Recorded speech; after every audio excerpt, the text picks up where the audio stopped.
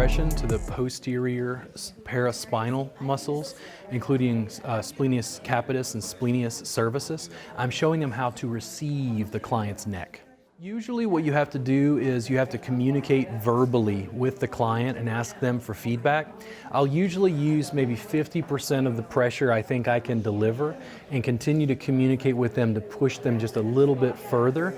And then it's engaging cues for movement. So I'll have them tuck their chin or look up, and based on the pressure differences, it allows them to choose where we work and how deeply. Typically when I've got like a primary position, I'm showing the student how to use their body in a specific way, but the primary position is delivering some pressure. Secondary is holding at the forehead and pulling them in, receiving the client, and a tertiary component may be using the forearm to grab into temporalis. They're sometimes doing 2 or 3 things at once, but we start with one primary position and then add detail and finesse. When I work with clients, I often find that sometimes I can work on one specific thing, but depending on how I feel, and I mean that literally, depending on what it feels like, I may use secondary or tertiary components, and I'm going to communicate with the client. 9 times out of 10, they'll either tell me what they think feels better verbally, or they groan, and that means we're in. We're doing something that's engaging their nervous system and feels very good to them. Increasingly, you just have to communicate with clients, and long-term what you'll find is as you work with soft tissue, you'll get a sense of what normal tonus is and what normal tissue density is. Increasingly, your palpation skills improve and you can just tell. It feels like magic to the clients, but it's just pattern recognition from years of practice. I want to talk about neck work. How often do you guys use your hands from this position?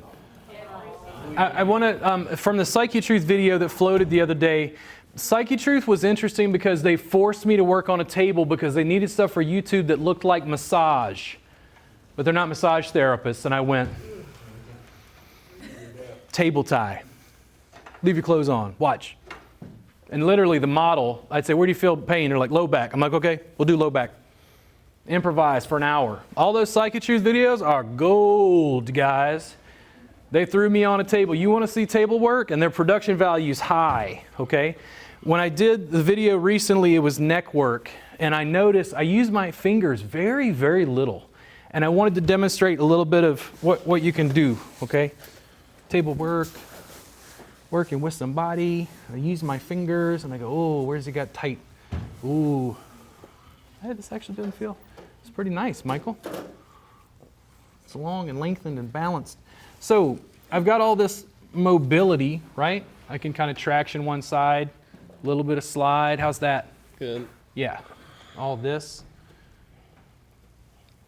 And then do you guys put your forearms underneath?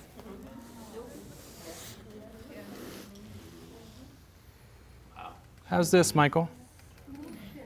Okay, so it's right into the neck there. How is that, Michael? Is that too much? It's good. Okay. So if I had to choose, do you want me more towards the base of the skull or more towards the base of the neck? Skull.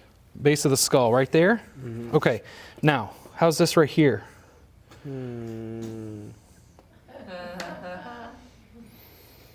Nice. Okay, more right there? Mm-hmm. Okay. So more to the right or more to the left? Right. More right there? There we go. Now, Michael, I'm going to hold you right there. Can you press into my hand and forearm? There you go. Can you tuck your chin a little bit? There you go. You tell me where you want to go. Do you want to have your head and eye gaze more up, or do you want to look more down towards your feet? Right there. Okay. Right there.